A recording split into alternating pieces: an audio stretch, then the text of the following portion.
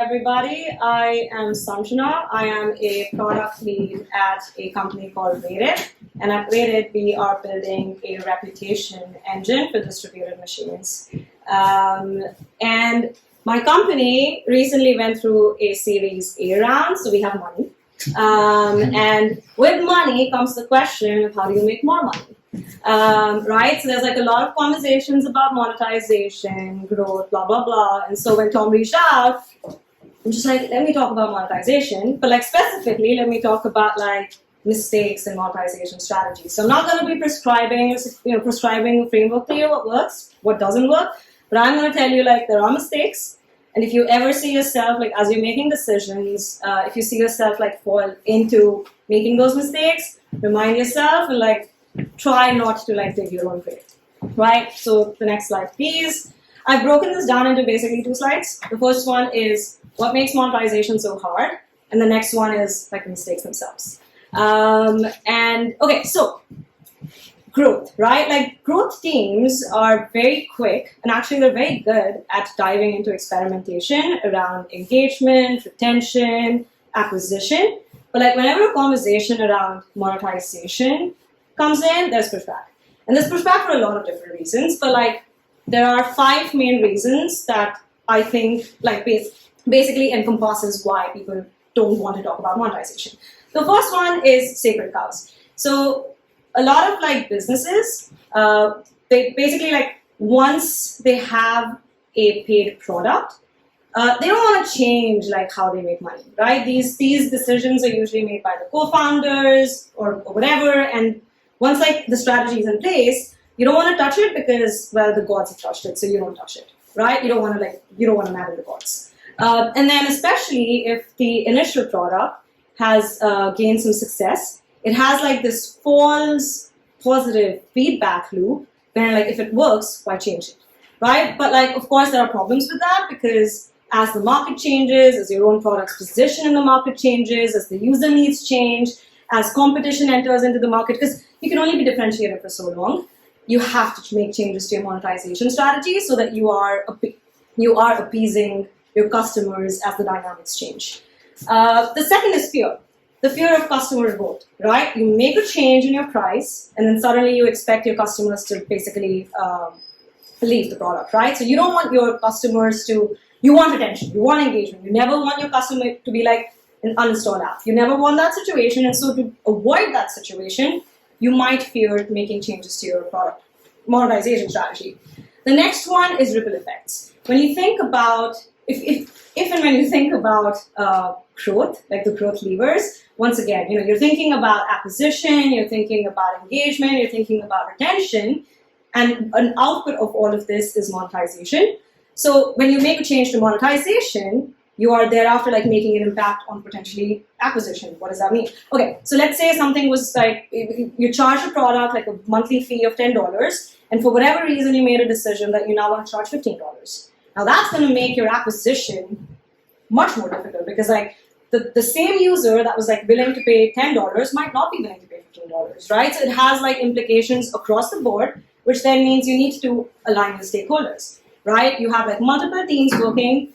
Monetization actually impacts multiple teams or multiple departments within a company, right? You have your finance team who's like, wait, so you want to like reduce the price by 20%, but that's going to have an impact on our P&L, right? And we don't want that. Like we don't like it when our CEO was like, so how are you covering for that 20%?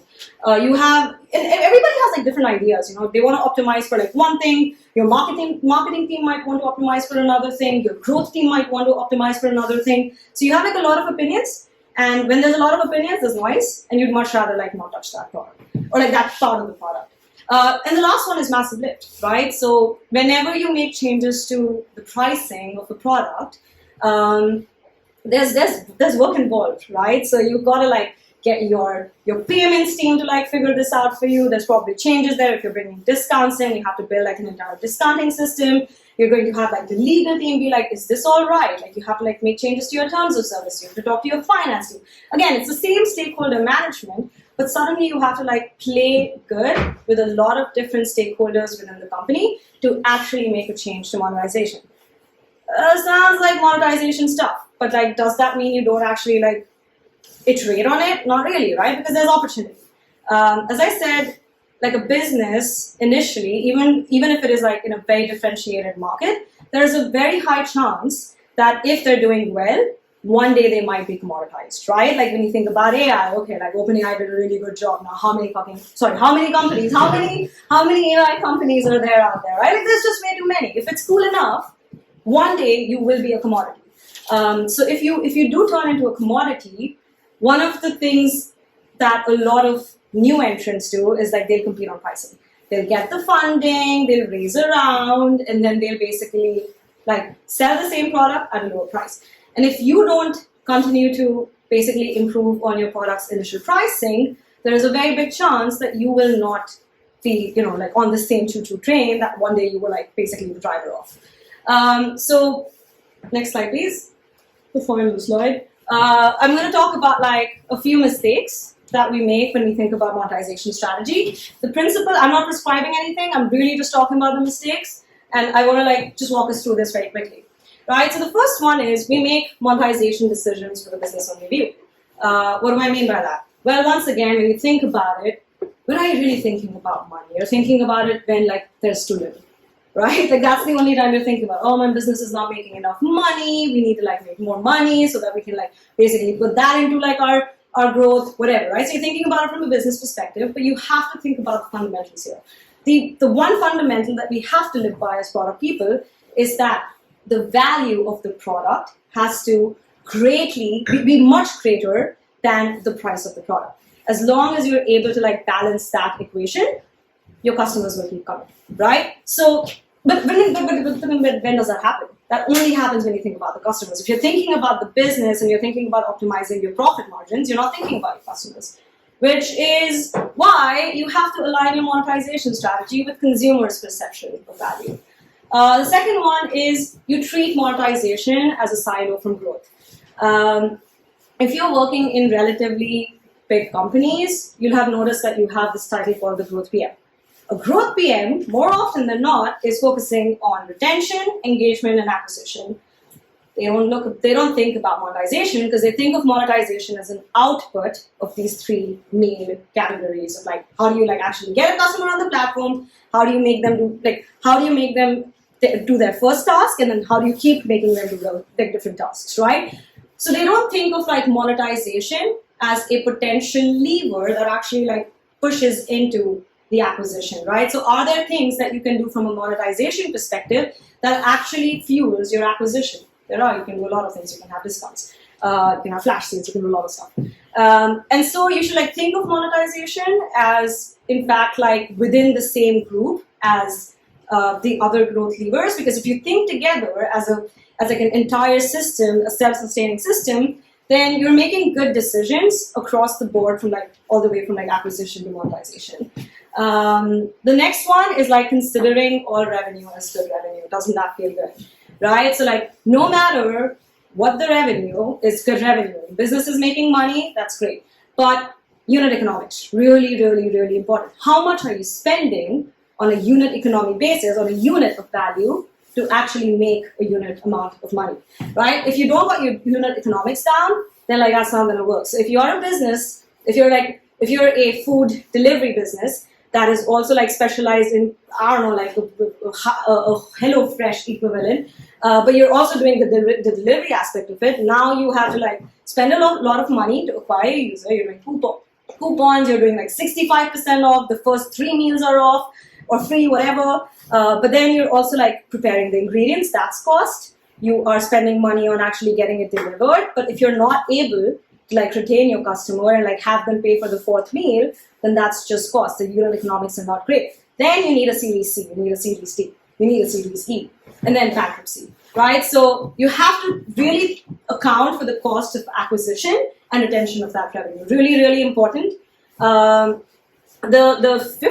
fifth one is like the set and forget monetization strategy. I won't get too much into it, but it's not like a one-shot game. It works, sounds good. But as I said, if any differentiated enough market, if a good differentiated market is going to turn into a commoditized market. And if it turns into a commoditized market, you have to basically map your monetization strategy to the present needs of your customer, not like your past customer needs. So you have to evolve it with changing customers, product, and environment.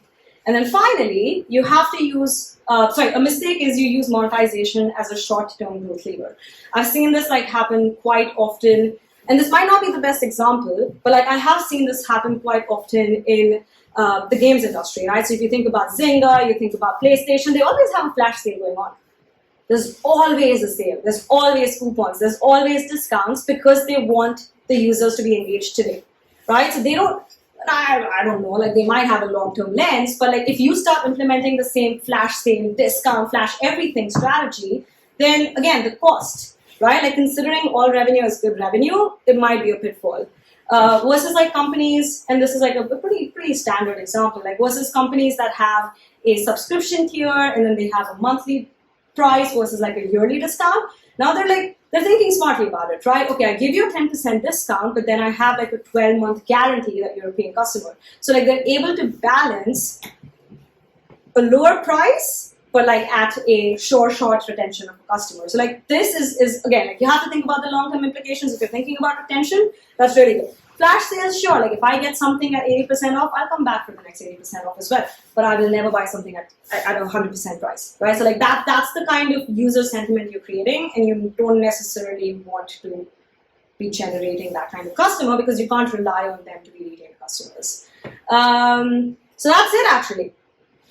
The 5 monetization strategy mistakes and no framework to solve. Should we have a question? 2 questions.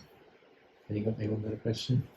So you said align monetization strategy with consumers' perception of value. No one says that, oh, I want to pay more. Nobody says I want to pay more. So let's say you create a new pricing and it bombs horribly, like everything goes to shit. Yeah, goes to shit, yeah. Yeah, and then you're losing customers left and right. How do you reverse that? Like, how do you come out of it? Okay, well, that's an interesting question because at that point you have to truly understand like where you went wrong, right? So like what it is that you're selling, right? So that, like, as a product, you might be selling many features together, right? So like then you want to dig deeper into, well, did I price it wrong because I priced the entire product? Should I have priced like a particular feature, right? Because if you're generating a valued product, there has to be like an equation of like value-based pricing, like how much is my customer willing to pay for this product. But then if you're like, well, this product is like differentiated and like there's an app and there's also like, oh, they can also like download this this native app on mobile, but then they can also do this on desktop, and you have like cloud. So what if the customer doesn't want all that? Like what if there's like a singular thing that they're willing to pay for? You dive deep, you ask the customer, what is that one thing that they're willing to pay for? Like that's why user research is really important. You don't just like go out there pricing your product at the value that you think the product has. You price it at the value that your customers think it's at. And when you really like do that, when you're like running it through iterations of, hey customer, I'm thinking about pricing this, how much would you be willing to pay? When you talk to your users before you go and like blast a price on them, then you can like find ways in which you arrive upon a price that is more or less aligned with what the market is willing to pay for it. It's a good question though, because I have bombed. Well, I think we should wrap up then, and if you had a burning question, sorry, but perhaps you can do it during the break or something like that. But a tiny bit more whooping and